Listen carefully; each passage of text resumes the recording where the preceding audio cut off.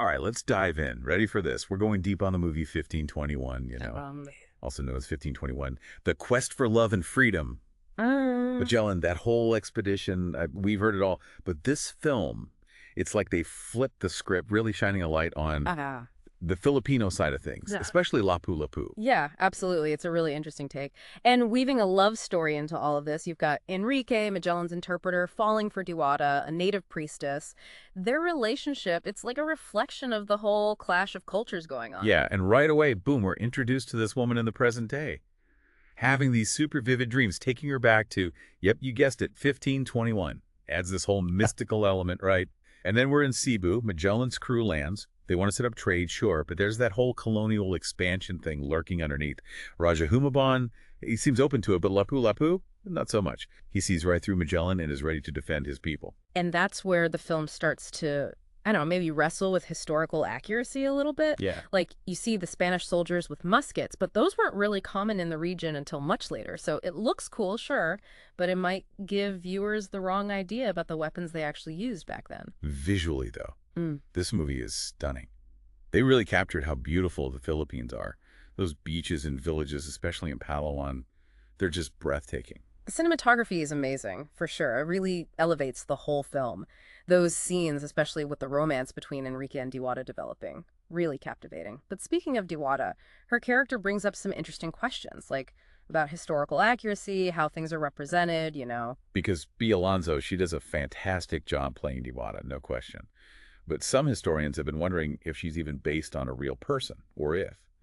Maybe they created her for the movie. Makes you think, is she there just to add some romance Mm-hmm. for today's audiences? Or are they trying to show the roles women had in Filipino society before colonization? Exactly, and it kind of makes you wonder, does her character, the way it's shown, reinforce stereotypes about Native women?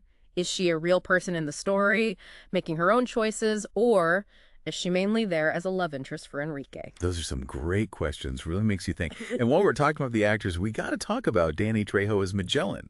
It's not exactly what you'd expect, is it? It's definitely an unusual choice. Trejo, he's known for those tough guy roles. He doesn't really fit the classic image of an explorer, does he? It's almost like the director was trying to show a different side of Magellan, more nuanced, maybe even a little vulnerable. I don't know if it totally worked, though. It felt Yeah. like they could have done so much more Mhm. with Trejo's talent. And Michael Copon as Lapu-Lapu, I mean, he had a powerful presence, but his character felt kind of underdeveloped. Like, we didn't really get to know him, Mhm. his motivations, what he was thinking. Yeah, I agree with you. It's a shame. Because that big battle, the Battle of Mactan, which is the climax of the film, it could have been even more powerful if we understood Lapu-Lapu better as a leader, a strategist. We see his defiance, his courage, but I think we're left wanting more. And the battle itself, it's visually impressive, sure, but it didn't really hit me emotionally the way I thought it would. It was like cool fight scenes, but I wasn't really invested in who won or lost. And I think that might be because of how the film is paced. The love story, it's supposed to add depth, but sometimes it takes over the whole historical narrative. You're going back and forth between the romance and the conflict that's coming, and it feels a little jarring. It's almost like they were trying to make two different kinds of movies at the same time, and it didn't quite come together. Yeah, it's like they were so focused on the love story that they missed a chance to really Yeah. dig into the historical events, what was happening, why people did what they did.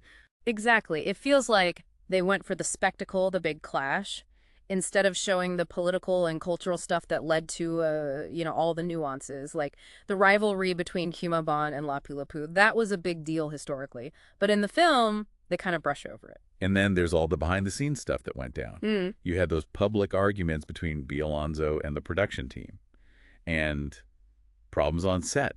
It was all over the news. Yeah, it's interesting how those conflicts off screen almost became part of the movie's story. It's like the drama surrounding the production just added another layer to how people saw the film. Right. Real life imitating art or something like that. But even with the controversy, the movie did get some praise, especially from officials in the Philippines. They saw it as a way to show off Filipino history, to highlight Lapu-Lapu, who's a national hero there. That makes sense, right? Seeing your own history, your own culture up on the big screen, it can be really powerful, make you feel seen, especially when it's a story that challenges the usual narrative about colonization. For sure. But international audiences, especially in the U.S., where they release it as 1521, The Quest for Love and Freedom, they had more mixed reactions, it seems. The historical inaccuracies were a bigger deal for them. That difference in how people responded, it's really interesting. It shows how your cultural perspective shapes how you understand history, how you interpret it.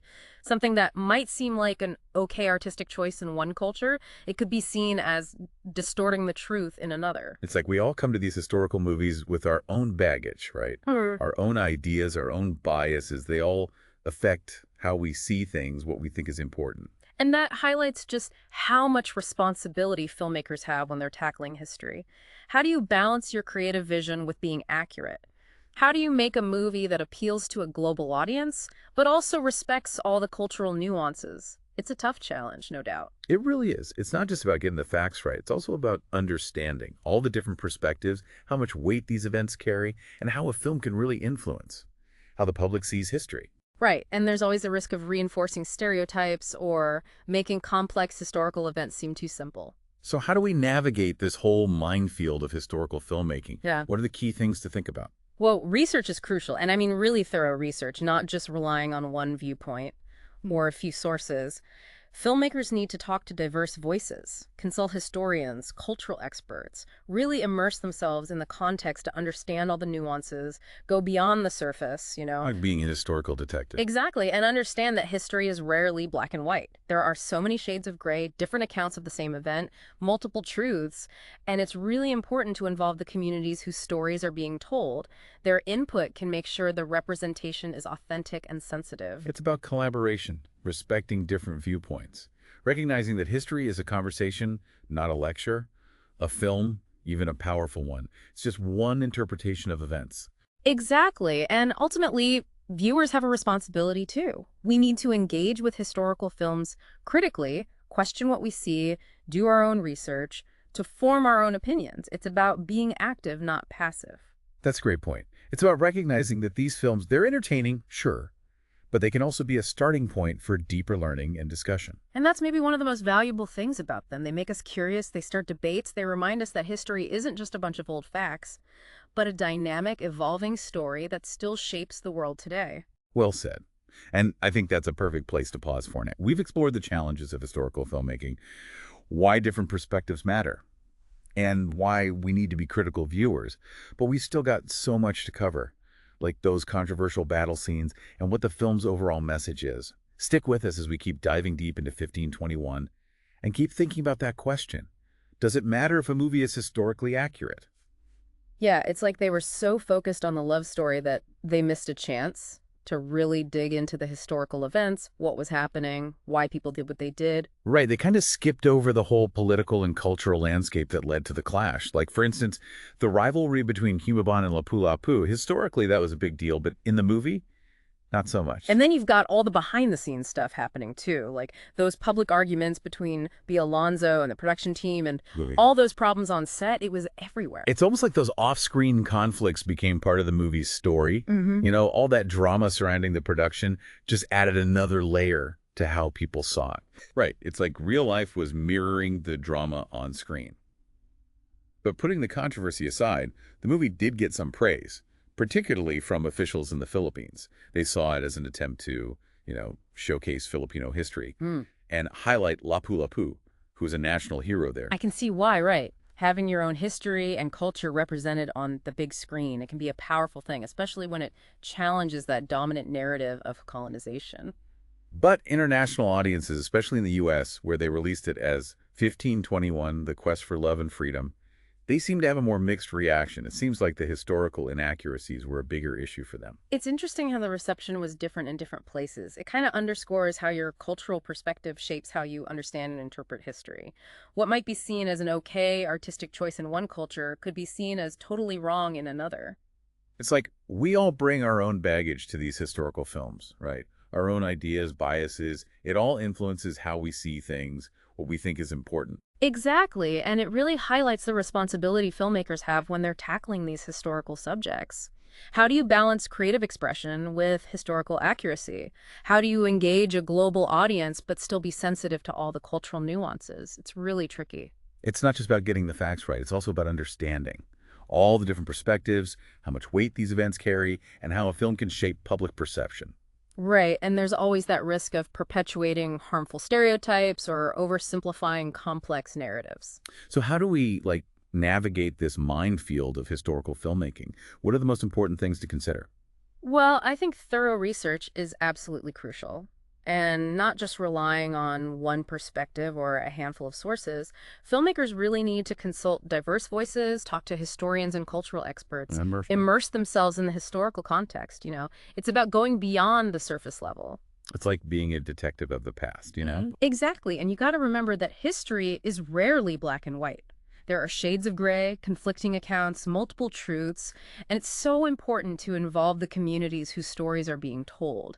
Their input can help ensure a more authentic and sensitive representation. It's about collaborating, respecting different viewpoints, Hmm. recognizing that history is a conversation, not just one person talking, and that a film, even a powerful one, is just one interpretation. Exactly. And at the end of the day, viewers have a responsibility too, right? We need to engage with historical films critically, question assumptions, and do our own research. It's about being active, not just passively watching. I love that it's not just about entertainment, it's about learning. Exactly. And that's one of the most valuable things about historical films, I think. They spark curiosity, they start debates, they remind us that history isn't just a bunch of facts, but a dynamic, evolving narrative that still affects us today. Couldn't have said it better myself. That's a perfect note to pause for now.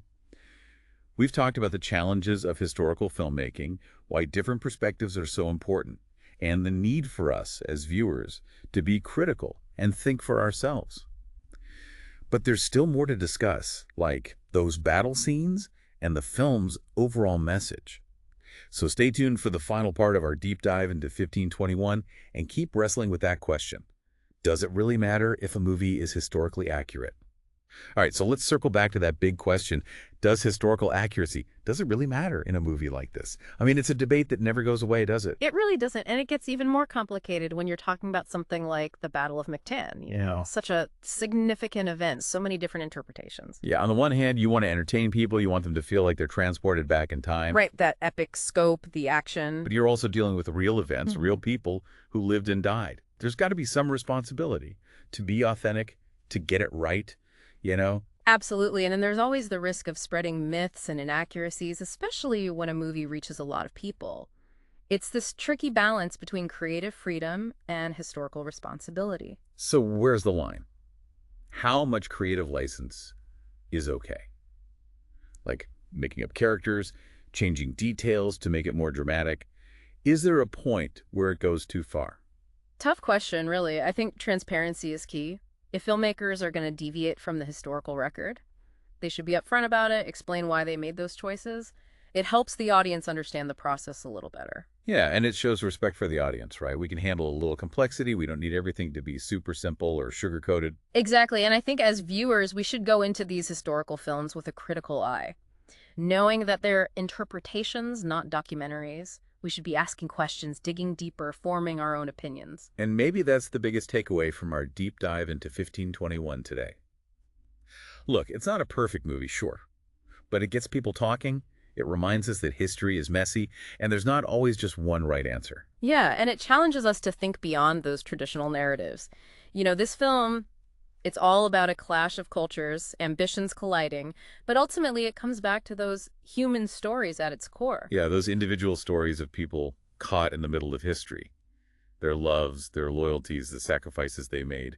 And those stories, even the messy ones, they deserve to be told. Those are often the stories that really stay with us, the ones that make us question our own biases and help us understand how complex the past really is. So to everyone listening out there, I encourage you, keep exploring this world, the world of 1521. Read more about the history, learn about the real people, and decide for yourself what resonates with you. Remember, history isn't just something you watch on the sidelines. It's a conversation, a journey of discovery, and we all need to be part of it, to question, to learn, to embrace the things we don't know. Beautifully said. Well, folk, that wraps up our deep dive into 1521. Thanks for joining us on this journey.